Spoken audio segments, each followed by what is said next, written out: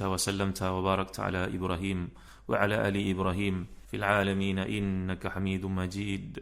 أما بعد. Muslimin muslimat yang dirahmati dan dikasihi sekalian, kita masih lagi bincangkan bahagian yang pertama daripada surah Al-Ankabut. Sekali lagi saya bacakan untuk tuan-tuan bahagian awal ini. Bismillahirrahmanirrahim. Alif lam mim. Ahasiban nasu ay yutraku ay yaqulu amanna wa hum la yuftanun. Wa laqad fatanna alladhina min qablihim falaya'lamanna Allahu alladhina sadaqu wa laya'lamanna al-kadhibin. Am hasiba alladhina ya'maluna sayyiati ay yasbiquna sa'a ma yahkumun. Sadaqallahul azim. Alif lam mim. Apakah manusia menyangkakan bahawa mereka dibiarkan begitu saja mengatakan kami telah beriman sedang mereka tidak diuji lagi? Dan sungguhnya kami telah menguji orang-orang sebelum mereka, maka sungguhnya Allah mengetahui orang-orang yang benar dan sungguhnya Dia mengetahui orang-orang yang dusta. Ataukah orang-orang yang mengerjakan kejahatan itu menyangka bahawa mereka akan luput dari azab kami? Amatlah buruk apa yang mereka tetapkan itu. Tersebut dalam banyak hadis, itu contoh-contoh ujian yang dialami oleh golongan mukminin, para sahabat Nabi. Contohnya dalam hadis Bukhari dan juga Muslim daripada Khabbab bin Al-Arat yang seringkali saya bawakan kisah orang-orang sepertinya, iaitu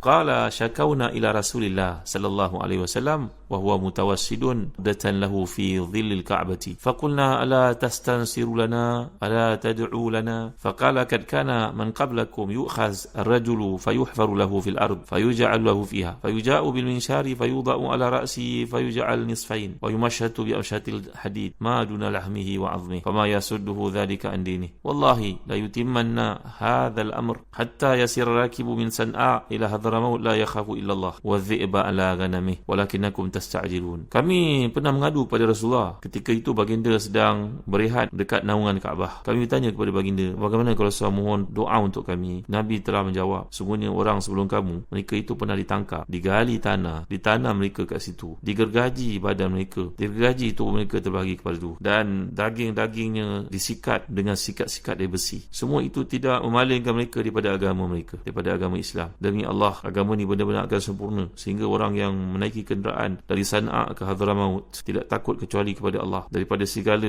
untuk memakan kambing-kambing ini. Tapi kamu ini merupakan orang yang tergesa-gesa. Jadi Nabi menceritakan bahawa akan tiba waktu saat Islam menang, maka ketika itu semua orang menjadi senang. Tapi dalam keadaan kesusahan, ramai yang tidak mampu bersabar. Mereka seolah-olah macam lari dan tidak mampu untuk menghadapinya. Begitu juga dalam satu hadis yang diriwayatkan oleh Abu Sa'id Al-Khudri bahawa saya telah menghadap Rasulullah pada waktu itu, waktu suasana panas, saya meletakkan tangan saya mendapati rasa panas di depan saya di atas selimut. So, saya bertanya, wahai Rasulullah, alangkah panasnya tubuhmu wahai Rasulullah? Baginda bersabda, kalau demikian kami dalam keadaan demikian dilipat gandakan ujian untuk kami, dilipat gandakan pahala. Saya berkata, wahai Rasulullah, siapa manusia yang paling besar ujiannya? Nabi menjawab, para Nabi. Kemudian siapa wahai Rasulullah? Rasulullah beritahu, para salihin. Sungguh salah seorang daripada mereka diuji dengan kemiskinan sampai salah seorang dari mereka tidak mendapati kecuali baju yang menutupnya. Makanan pun tak ada, baju sejuk pun tak ada, kehidupan pun serba kekurangan. Dan sungguhnya salah seorang mereka bergembira dengan ujian sebagaimana kamu bergembira dengan kenikmatan, dengan anugerah daripadanya. Sebab itu pernah ditanya kepada Rabi'atul Adawiyah, ditanya oleh Ja'far bin Sulaiman al-Dabai, mata yakun abdu radiyan anillah? Faqalat idza kana sururuhu bil musibati mithla sururihi bin ni'mati. Bilakah seorang itu dikira ridha dengan ketetapan Allah? Mana ridha ni satu makam yang tinggi, lebih tinggi daripada sabar. Maka jawapan Rabi'atul Adawiyah selaku seorang ahli sufi yang terkemuka ini, wanita salihah ini, seorang itu dikira ridha dengan Allah bila kegembiraannya menghadapi musibah sama dengan kegembiraannya ketika mendapat nikmat. Allahu Akbar. Begitu juga kata Ali bin Husain, ar-ridha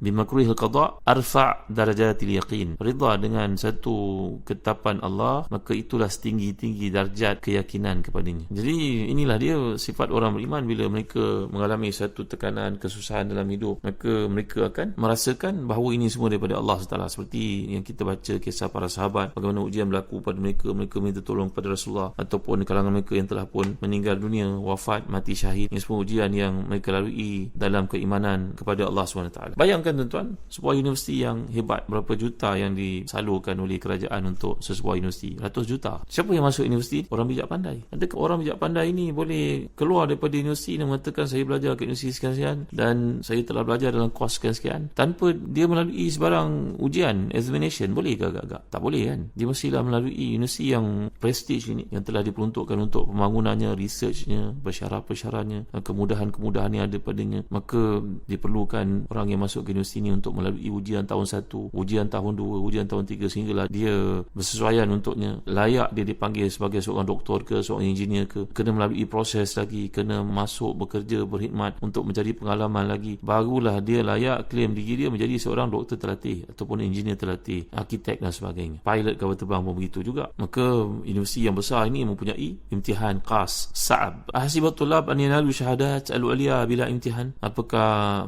semudah seorang itu mempunyai wang yang banyak masuk ke universiti nanti dia boleh keluar dan mendakwa dia memiliki PhD contohnya? Tidak. Dia akan melalui ujian tersebut. Ujian pula ada berbagai-bagai ujian, bentuk syafahilah, ujian amalilah, ujian tahririlah, ujian layaqahlah, ujian bentuk interview pula, kena kumpulkan berbagai bentuk subject matter untuk dikemukakan dalam paper research dan macam-macam benda. Dah bayar wang yang besar pun belum tentu menjamin untuknya berjaya. Maka demikianlah dalam kehidupan, bila kita melihat perkara itu berlaku di depan mata kita, proses kejayaan itu menagih daripada kita mengalami ujian demi ujian. Dalam bekerja pun demikian juga. Apa yang membezakan orang itu hingga jadi ketua pengarah ataupun pengetua dibandingkan dengan orang di bawahnya yang dinaunginya? Tak sama. Ala inna silatallahil jannah. Bahawa apa yang ada di sisi Allah itu, syurga, merupakan satu benda yang mahal. Dia bukan boleh diperdagangkan yang memerlukan kepada ikrar saja, bercakap saya ni orang Islam dan saya orang beriman, lepas tu minum, tidak menutup aurat, tidak mengikut lunas sunnah Islam. Ini apa punya cerita kita pelajari dalam surah As-Saff yang lalu. Hal adullukum ala tijaratin tunjikum min azabin alim tu'minuna billah. Bagaimana ayat itu menceritakan perjanjian dengan Allah ni yang dilunaskan dengan pembuktian kerja amal saleh yang dilakukan untuk memperolehi keuntungan yang dijanjikan itu. Dan surah Ali Imran pula kita dapat lihat Allah menyatakan a'udzubillahi minasyaitanir rajim. Am hasibtum an tadkhulul jannata walamma ya'lamillahu alladhina jahadu minkum wa ya'lamas sabirin. Ini ayat 142. Apakah kamu nyangkakan kamu boleh masuk syurga begitu saja dalam keadaan Allah SWT belum menguji kamu dengan jihad kamu dan mengetahui dengannya orang yang sabar? Jadi begitulah kejayaan yang dikecapi oleh seseorang memerlukan pengorbanan. Wallahi inna insanan idza dhakain mutawassitin la tastati an tahtal alayhi yaqulaka aina tawqi' aina syahadatul mansha aina tasdiq as-safarah an sihhati hadzal bayan tafaddal qaddim al-ithbatat. Kata Dr. Ratib Nabulisi, orang yang biasa-biasa pun kita tak boleh nak tipu. Pergi ke pejabat tanah tu claim kita memiliki geran yang tertentu, kita ni keturunan orang tertentu, dia mesti akan minta bukti pada kita mana dia geran, mana dia surat beranak. Tak cukup dengan IC, kena dibuktikan surat beranak. Tak ada surat beranak pun tak diperakui. Maka ini bukan benda main-main. Dalam bab beragama pun ada pembuktian kepada keimanan itu, maka pembuktian datang menerusi ujian-ujian yang dilalui. Jadi seseorang boleh berkata sebenarnya saya beriman, tapi dia tidak memiliki sebarang bukti atas keimanannya itu. Jadi pembuktian kepada keimanan ini seperti seorang yang dalam bidang kedoktoran ataupun dalam bidang handasah ini tadi, dalam bidang kejuruteraan mesti mempunyai bukti bahawa dia merupakan orang yang berkeahlian dalam bidang tersebut. Maka demikian juga dalam perkara berkaitan dengan hak Allah SWT, maka Allah akan menguji manusia sehingga mereka mengetahui di tahap manakah mereka berada yang sebenar-benarnya. Bapak pendengar hati dan dikasihi sekalian, pengajaran yang boleh kita lihat daripada 4 ayat dalam kelompok yang pertama ini, iaitu peringatan Allah SWT bahawa dunia ini merupakan tempat ujian. Jadi sebarang bentuk kewajipan yang diberikan berupa amal saleh, dia tidak mencukupi. Allah akan menjadikan dalam package itu adanya kesusahan-kesusahan yang dilalui, dan kadang-kadang ujian itu datang daripada keluarga, kadang-kadang tekanan yang berlaku itu daripada masyarakat, kadang-kadang seperti yang kita bawakan daripada tafsir-tafsir berlaku pada para sahabat hijrah, mereka berjihad melawan hawa nafsu, itu juga merupakan satu ujian yang besar. Perkara-perkara bersifat ketaatan, kita kena keluarkan sejumlah wang untuk melaksanakan haji sebagai contohnya, kena keluarkan zakat. Puasa pun merupakan satu taklif yang berat bagi perempuan yang sedang mengandung sebagai contohnya, menyusukan anak. Ini semua merupakan ujian yang Allah berikan. Jadi jika ada orang yang berkata aku beriman kepada Allah, berarti dia telah mengaku cinta kepada Allah dengan ketaatan sepenuh hati untuknya. Maka di sini memerlukan saksi-saksi yang membenarkan melaksanakan ketaatan dan menjauhi perkara yang larang dan menghadapi semua kesusahan. Ini semua adalah pembuktian kepada cinta yang dikatakan itu. Lagi kita dapat ambil pengajaran bahawa ujian merupakan sunnatullah kepada makhluknya. Macamlah ujian yang dilalui oleh para siswa-siswi di universiti, tak mudah untuk mereka mengakui mereka memiliki sijil tertentu tanpa melalui ujian kelayakan yang ditetapkan. Maka ini adalah perkara berlawanan daripada sunnatullah dalam kehidupan. Dan Allah juga menguji nabi-nabinya, kekasih-kekasihnya. Nabi Ibrahim AS banyak ujian yang dialami oleh baginda. Kita semua sedia maklum, dicampakkan ke dalam api, mati terbunuh, digergaji. Nabi Zakaria sebagai contohnya. Bani Israel yang diuji oleh Allah dengan Firaun yang yang zalim pada mereka. Begitu juga Qarun yang merupakan seorang pengikut Nabi Musa asalnya, tapi diuji dengan kekayaan. Ini merupakan ujian-ujian yang berlaku dalam kehidupan mereka. Jadi tujuan daripada ujian ini adalah untuk memperlihatkan kebenaran bagi orang yang benar dalam keimanan mereka, menjelaskannya dan juga menyingkap, membuka keaiban ataupun pembohongan orang yang berdusta mengakui beriman kepada Allah tapi tidak sebenarnya. Orang-orang kafir, para pendosa dan juga orang ahli maksiat, nanti kita akan lihat dalam ayat berikutnya, mereka menyangkakan mereka lepas daripada Allah SWT. Sebenarnya mereka tidak akan lepas. Ini yang dinyatakan dalam ayat yang disebut di sini. A'udzubillahi minasyaitonirrajim. Am hasibal ladzina ya'maluna sayyi'ati ay yasbiquna sa'a ma yahkumun. Apakah mereka yang buat kejahatan ini, maksiat ini, menyangkakan mereka akan lepas dari kami? Alangkah buruknya apa yang mereka sangkakan itu. Jadi